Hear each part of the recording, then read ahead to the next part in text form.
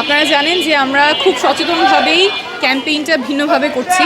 বাংলাদেশে রাজনীতিটা ট্রেডিশনালি হয়ে এসেছে যে অর্থ এবং পেশিশক্তির রাজনীতি। অর্থ আর পেশিশক্তির বাইরে রাজনীতি করা যায়, নির্বাচনে জেতা যায়, এটা বেশিরভাগ মানুষই বিশ্বাস করতে দ্বিধাবোধ করেন। আমরা প্রমাণ করতে চাই যে অর্থ আর পেশিশক্তির বাইরে গিয়ে রাজনীতি সম্ভব, নির্বাচনে জেতা সম্ভব।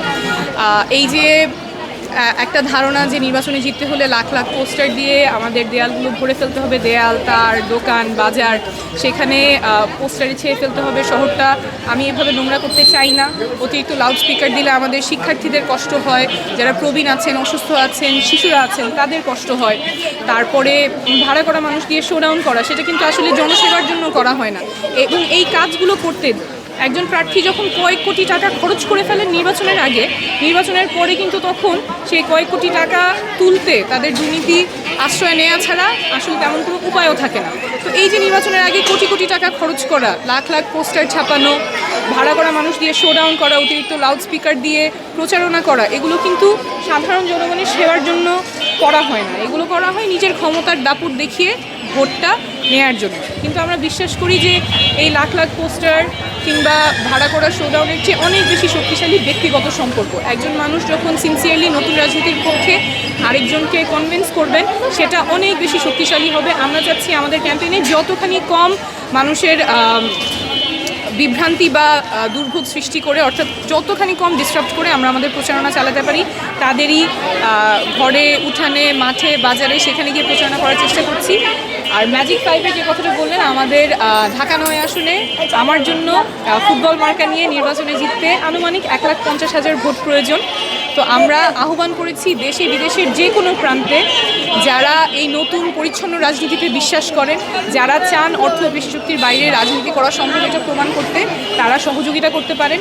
ঢাকা 9 আসন অর্থাৎ খিলগাঁও, মুগদা, সবুজবাগ থানার অন্তর্ভুক্ত যে এলাকাগুলো আছে, গোরান, বাসাবো, খিলগাঁও, মুগদা, মান্ডা, মাদারটেক, বনশ্রীর অংশবিশেষ, মানিকনগর সহ আরও যে এলাকাগুলো আছে, এগুলো যদি আপনাদের পরিচিত 5 জন মানুষ থাকে, কয়েকজন মানুষ থাকে, আপনারা একটা 5 মিনিটের ফোন কলে তাদেরকে এই নতুন রাজনীতির পক্ষে আহ্বান করেন, কনভিন্স করেন।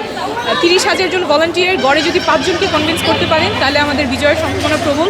সেখান থেকে এই ম্যাজিক 5 নাম্বার, ইতিমধ্যেই আমাদের প্রায় 15,000 ভলান্টিয়ার যুক্ত হয়ে গেছেন। তাদের কিন্তু রাস্তায় নেমে শোডাউন বা ক্যাম্পেইন হচ্ছে, ঘরে বসে তারা অনেকে তাদের আপনজনকে, কাছের জনকে বোঝানোর চেষ্টা করছেন এই নতুন রাজনীতির কথা।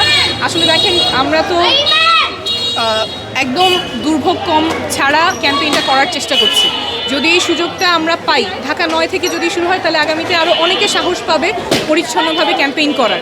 এই পারমিশনটা যদি বলবেন, কত নাম ভলান্টিয়ার কাজ করছে? আচ্ছা, প্রায় 15,000 অলরেডি আমাদের যুক্ত হয়ে গেছে অনলাইন প্ল্যাটফর্মে। এছাড়াও আমরা যখন হাঁটছি তখন অনেকেই বলছেন যে আমি আপনাদের ব্রিফিংটা শুনেছি, আমি অলরেডি 4 জন ভোটার গুছিয়ে ফেলেছি। তারা হয়তো অনলাইনে লগ ইন করে নাই, কিন্তু এই প্রচারণাটা মানুষ নিজ উদ্যোগেই করছে। অনেকে বিদেশ থেকে ফোন দিয়ে বাবা মাকে বলছে, বিভিন্ন এলাকায় আছে ইউনিভার্সিটির ছেলেমেয়েরা বাবা মাকে, দাদা দাদুকে ফোন দিয়ে বলছে যে ভোটটা কিন্তু এবার ফুটবল মার্কায় দিতে হবে। এই যে উচ্ছ্বাস, এই যে স্বতঃস্ফূর্ততা, এইটা আমরা মনে করি নতুন রাজনীতি, স্বচ্ছ রাজনীতি এবং পরিচ্ছন্ন রাজনীতির পক্ষেই মানুষ রায় দিচ্ছে, মানুষ আগ্রহ প্রকাশ করছে।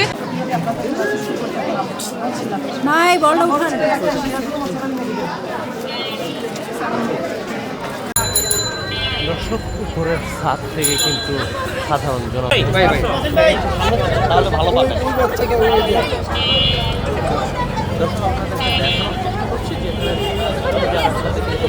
সাধারণ শিক্ষার্থীরা বা ছোট বাচ্চারা তারা কিন্তু